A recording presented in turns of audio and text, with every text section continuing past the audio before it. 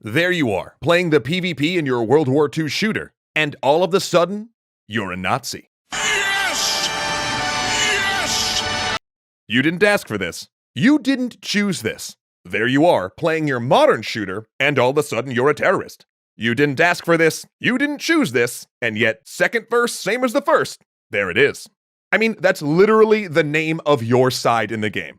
By the 1000th time you've respawned as a terrorist, you're either celebrating them or making fun of them. You're either celebrating them or making fun of them. Stop the terror. Thank you. Now watch this drive. Terrorists win. Alright, let me just tell you guys this, okay? The video we're going to be taking a look at today is probably one of the worst gaming videos ever uploaded to this wonderful website known as YouTube.com, and when I say that, I mean it, dude. This video is on some next-generation levels of retardation. Someone sent me this video on Twitter, and holy shit, man, it was absolutely terrible. I mean, I honestly have no clue how the hell this video was even made in the first place, and what brainlet out there actually thought this shit would be a good idea. Like, you can tell that actual effort went into making this video with all the different drawings and stuff, and this channel is one of those really cringy, hand-drawn still animation commentary channels called Extra Credits. So the title of the video we're going to be taking a look at today is Stop Normalizing Nazis, Socially Conscious Game Design Extra Credits. Now you may be wondering, what in the actual fuck does this have to do with gaming? And honestly, I still have no fucking clue, man, like honestly. But just taking a look at this like to dislike ratio on the video, you can already tell that this is going to be absolutely amazing. So I think without further ado, let's go ahead and check out this video. There you are, playing the PvP in your World War II shooter, and all of a sudden, you're a Nazi. You didn't ask for this. You didn't choose this. Yet there it is. And it's treated no differently than playing a British soldier. Okay, we're like 10 seconds in, and we are off to a fantastic start here. You've already proved yourself wrong. I mean, take a look at that flag in the screenshot you used from Battlefield 5, dude. They literally censored the game to not include Nazi symbols, and you're saying that they aren't treated any differently than the British. I mean, the actual British flag is in the game. Really nice job on that one, dude, must say. And it's treated no differently than playing a British soldier.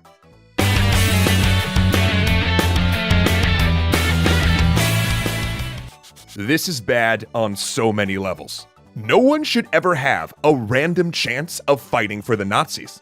Okay, I promise I'm not gonna pause this shit too often, but Jesus Christ, man, that fucking wheel is so cringe. Like, they make you think it's gonna land on Nazis, but no, it actually lands on Nick Cage. Yeah, dude, that's so fucking funny. I mean, I can't wait to play my favorite World War II shooter as a unicorn, a puppy, or a fucking banana. And we should never express that there's no meaningful difference between Nazis and Allied soldiers, or that they're functionally interchangeable. And before anyone equivocates and says not all German soldiers in World War II were Nazis, if they were wearing the swastika and are functioning as an arm of the Nazi government, then unless the game goes out of its way to tell you specifically that your particular character is not a Nazi, then they're a Nazi. In that multiplayer shooter, when it switched you to the German side, did it go out of its way to tell you that the person you're playing was pressed into service under threat of their life? Yeah, that's a big ol' nope.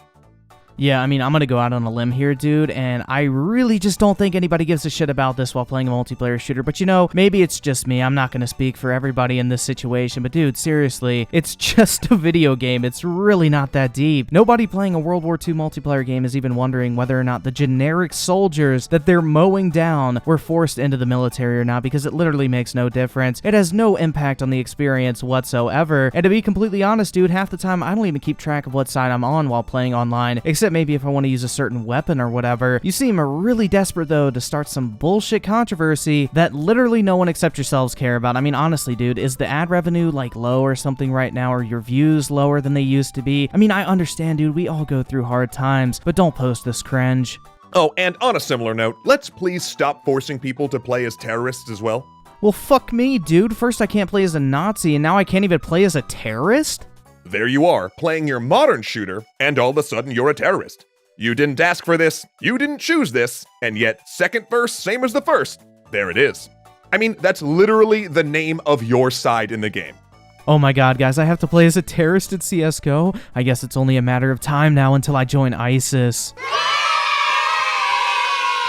But imagine actually giving a shit about what team you're on in CSGO for literally any other reason outside of the weapons. I mean, like, honestly, this shit is fucking pathetic, dude. Like, no one is being forced to play as a terrorist. Like, this guy's acting like Lord Gaben himself is showing up at your house, devouring all your Mountain Dew and Doritos, and holding a gun to your head and forcing you to play as the terrorist in CSGO until eventually you realize that ISIS is the way and you join as a recruit. I mean, what in the actual fuck, dude? It's really not that big of a deal. I mean, if you don't like it, just don't play the game. But I promise you, man, literally no one else on this entire earth gives one single shit about this absolute garbage video you're making here. We can do better than this. Even if you put aside all of the people who have had traumatic experiences with these groups, who have lost loved ones to terrorists, or who have had generations of their families wiped out by Nazis, no one should have to put on the costume of an ideology they find abhorrent without actually opting into it in your game. And by making people do so, we get them to stop thinking about it, to stop thinking of the meaning behind these things. We normalize them. This is the point we've reached in this video. This guy's seriously trying to put playing a video game on the same level as the Holocaust and terrorist attacks. I mean, this is a genuine question here, dude. Are you actually retarded? Like, honestly, it's okay if you are. I would actually prefer it because then you would have an excuse for uploading this dumpster fire of a video. I mean, I honestly hope this video is a self-aware troll because honestly, I just don't see how anyone could literally be this stupid. We make them just window dressing for entertainment. Those uniforms, those symbols, become things that no longer inherently revolt us. They reduce our visceral reaction to seeing the embodiment of these ideologies. Now, does this make us totally ignore the history that comes with them? No. But for some people, it moves them from the territory of revolting to just edgy. Oh my god, guys, watch your step. I mean, if you see too many bad things in a video game, you may eventually take that final leap and descend into a cancerous online edgelord. Thank you, extra credits, for guiding the future generations of this planet away from the degeneracy known as being edgy. I mean, this dude is basically advocating that we don't look at anything historical because, you know, someone might think it's edgy out there. I mean, I just don't even know what to say at this fucking point, dude. It makes scrawling a swastika on something change from unthinkable to just dangerous. It means you might not take iron crosses all over a website as a warning sign that you should immediately leave. And if you don't leave, you might start reading and buying into hateful ideas there. Okay, I'm gonna be honest here, this hypothetical bullshit is really irritating because just because some random ass person on the internet might take shit too far doesn't mean that everything and everyone else should have to change to accommodate them. I mean, with that logic, we would eventually have to ban everything because there's always someone out there that goes to the extreme. And I mean, the whole idea behind this video is already stupid, but now this guy is basically encouraging the censorship of history at this point. It seems like such a small and simple thing. But it's things like this that erode our safeguards against dangers we sacrifice so much to fight. By the time you've played 100 hours of being a Nazi, their voice stabs become memes and in-jokes with your friends. By the 1000th time you've respawned as a terrorist, you're either celebrating them or making fun of them. Celebrating them? Stop the terror. Well, shit, man, I've been putting hundreds of hours into CSGO over the past several months. Am I ready to join the ranks of ISIS yet? I mean, thank you, Valve, for opening my eyes to just how amazing terrorism really is. I mean, you really just can't make this shit up, dude. This guy is literally trying to say that playing a video game will make you love terrorism. I mean, there's only one question to be asked here. Hey, just was wondering, is this an out-of-season April Fool's joke? Neither of which helps the global crisis we have that takes thousands of lives every year. So what do? That's easy. Don't make them morally equivalent. Don't make there be no in-game moral difference between your Nazis and your allies, between your terrorists and your counter-terrorist squads. Frame PvP as a training exercise.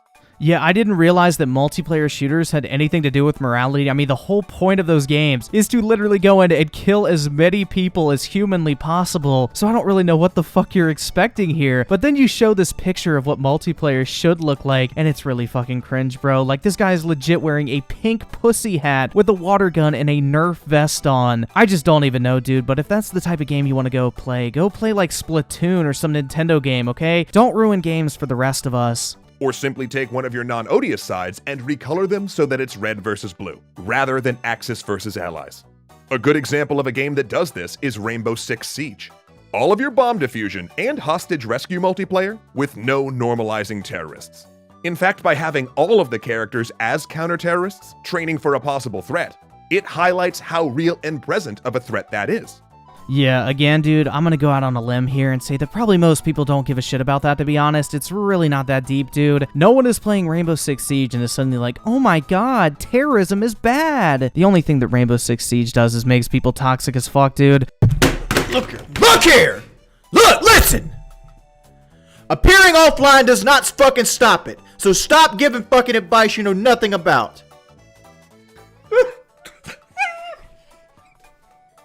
I just can't do it. I can't take this shit no more, man. But yeah, I just can't wait to go buy a World War II game so I can go fight for the red team against the blue team. I mean, Jesus Christ, man. I just really don't even know what to say at this point. This cannot be a real video. And if you decide that you need to have both sides be playable, don't make them interchangeable. Don't have players randomly spawn in as one or the other. Allow players to choose which side they're on. Now, of course, this has all sorts of in-game problems, such as creating shorter wait times for fascists. Oh my god, guys, we have some breaking news here. If you pick the German side in a World War II shooter, you are automatically a fascist. It just can't be because, you know, you want to use German guns in a first-person shooter. No, you are literally a Nazi. But this dude is actually wanting longer wait times between matches. Pretty sure this dude's never touched a video game in his life at this point. But you know what? Those wait times could be artificially extended if it meant players had an active choice in what teams they would represent if you're saying we need people playing Nazis in our games.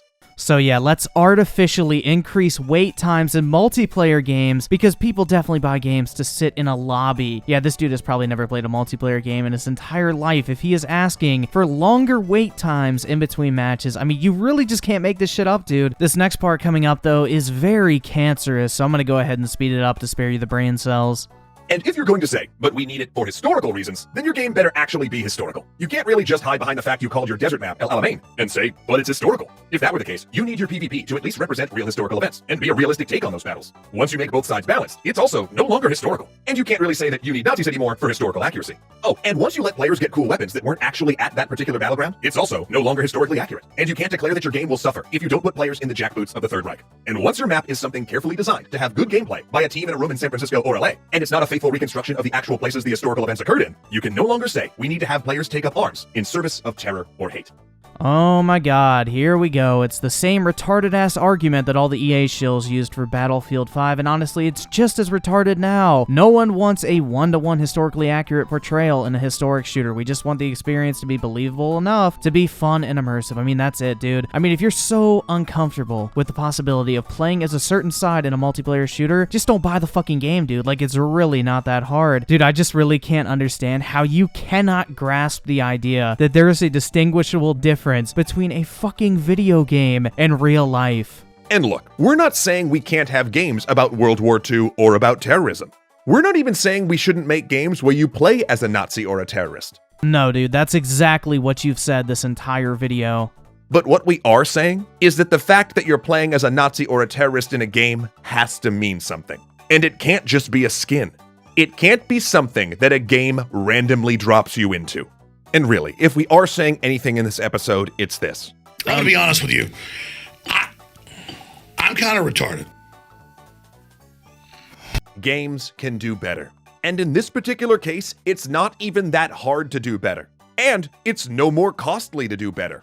All it requires is that we in the game industry be cognizant of the world around us and what these symbols we're drawing on mean. That we think as we're building, not just about the game we're working on, but about the world as a whole. If we can do that, we can take a big step forward for the industry. We can stop helping to normalize Nazis.